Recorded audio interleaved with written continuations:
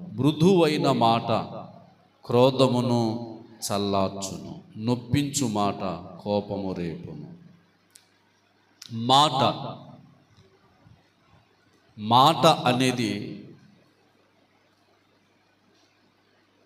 ప్రోత్సాహాన్ని ఇస్తుంది, అవమానపరుస్తుంది. ఎంకరేజ్మెంట్ ఇస్తుంది, డిస్కరేజ్ చేస్తుంది. సంతోషాన్ని ఇస్తుంది, దుఃఖాన్ని కూడా కలగజేస్తుంది. నాలుక అగ్ని అన్నారు. నాలుక అగ్ని, నాలుక అగ్నే కాదు, నాలుక జీవజలం అని కూడా చెప్పాడు. అర్థమైందా? నీ నాలుకలో జీవజలాలు ఉన్నాయి అన్నాడు. అంటే మనం ఉపయోగించే దాన్ని బట్టే ఉంటుంది. మృదువైన మాట, ఏ మాట? మృదువైన మాట. చాలామంది కోపంతో మాట్లాడతారు, పగతో మాట్లాడతారు, ద్వేషంతో మాట్లాడతారు, కఠోరంగా మాట్లాడతారు, కఠినంగా మాట్లాడతారు. అసలు ప్రేమ మృదుతత్వం అనేది ఉండదు.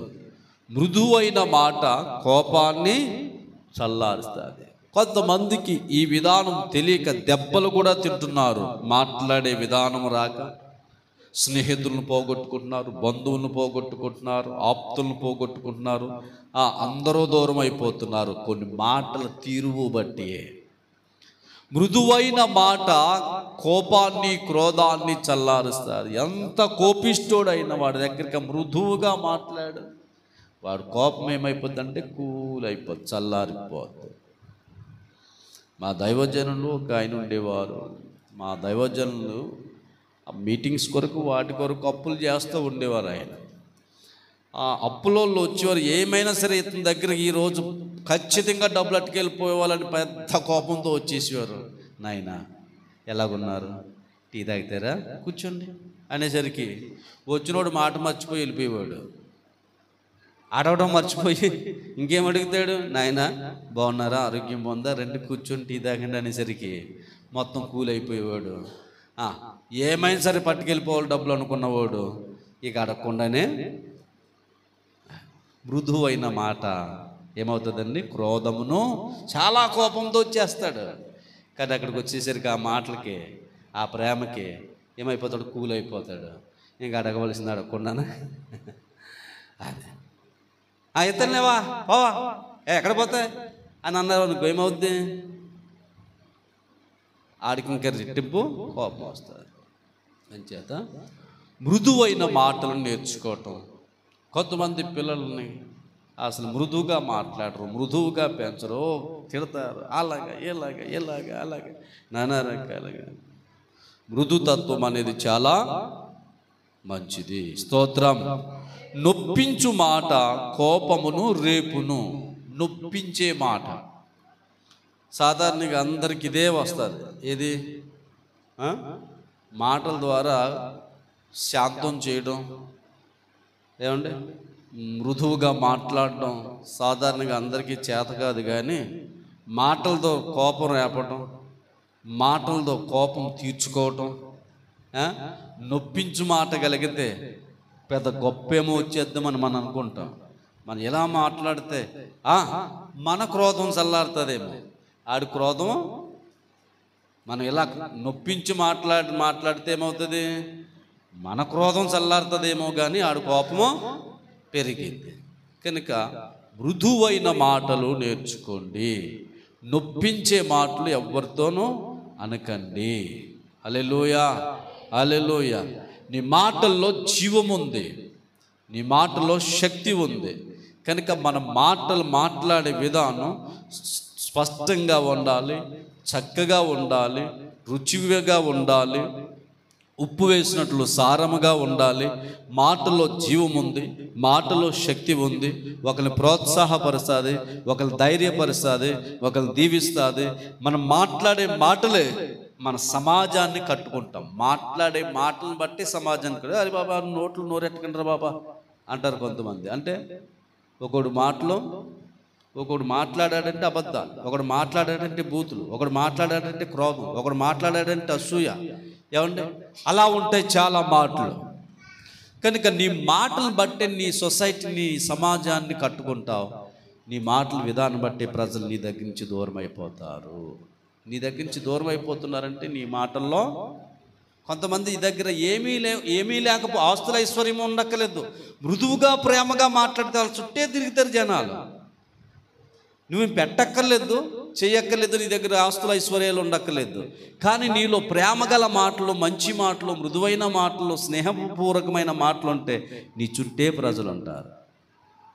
నీ చుట్టూ ప్రజలు ఉండలేదు అని అంటే దానికి అర్థం నీ మాటల్లో మృదువైన మాటలు కాదు. మృదువైన మాటలు, తీయని మాటలు, చక్కని మాటలు, స్పష్టమైన మాటలు, ప్రేమగల మాటలు, జాలిగల మాటలు, దయగల మాటలు, స్నేహపూర్వకమైన మాటలు, సంతోషమునిచ్చే మాటలు మనలో ఉన్నాయా లేదా? అందరూ దూరమైపోతున్నారంటే నువ్వు పెట్టలేదని కాదు, చాలా పెట్టావు, అయినా మాట ఏదో తేడా వచ్చింది. పెట్టేగాడ తేడా కాదు కానీ మాటగాడ తేడా వచ్చింది, అందుకే దూరం అయిపోయారు. అవునా కాదా? మాటగాడే తేడా వచ్చింది. మన మాటలు తేడా రాకూడదు.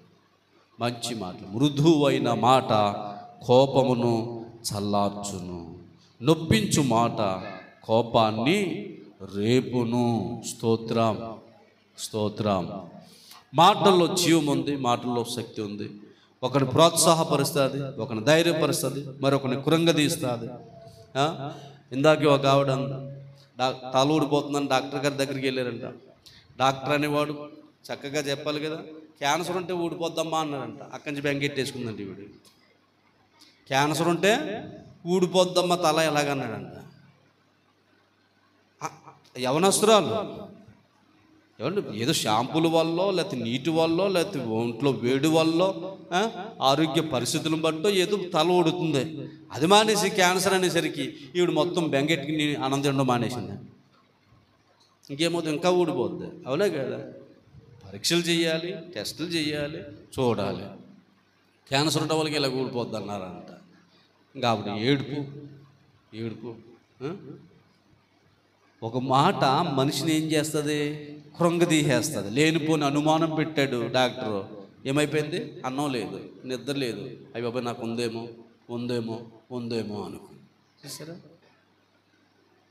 ఒక డాక్టర్ అన్నాడు, నీకు ఏం తెగిలేదమ్మా, వెళ్ళిపో. చాలా తెగులతో వచ్చింది ఆవిడ. ఏం లేదులే, ఎందుకు అలా పడుకున్నావు, వెళ్ళిపోవచ్చు నువ్వు అన్నాడు. గొంతులేసుకుంటూ వెళ్ళిపోయింది. మాట ఒకళ్ళేమో కృంగదీసింది, ఒకళ్ళేమో లేవనెత్తింది. ఒక పేషెంట్ దగ్గరికి వెళ్ళారు. వచ్చిన అమ్మ లెక్క కుట్లు ఊడిపోతాయి, నొప్పి వచ్చేది అంటున్నారు అందరూ. వచ్చిన అతిథులందరూ పలకరించేవాళ్ళు. కాసేపటికి డాక్టర్ గారు వచ్చారు. ఏమా ఎన్ని రోజులైంది ఆపరేషన్? 5 రోజులైంది. ఇంకా కూర్చున్నవే, లే పరిగెత్తు అన్నాడు. ఇప్పటి వరకు ఆవిడ లేకడానికి కూడా భయపడుతూ లేచింది. ఇప్పుడు డాక్టర్ గారు అనేసరికి ఉత్సాహంగా.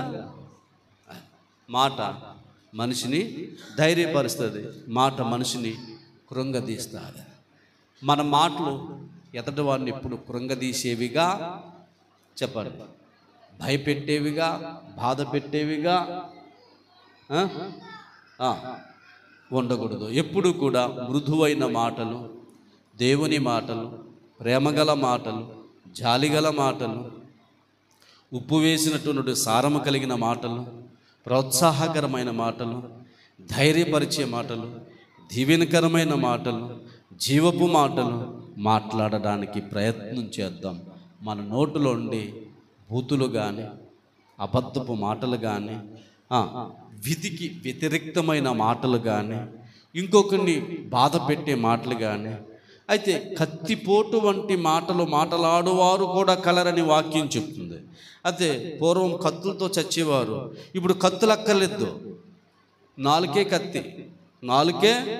కత్తి, పదునైన కత్తి, నాలుగుతో చంపేస్తున్నారు. కనుక నీ మాటలను అదుపులో పెట్టుకోవడానికి ప్రయత్నము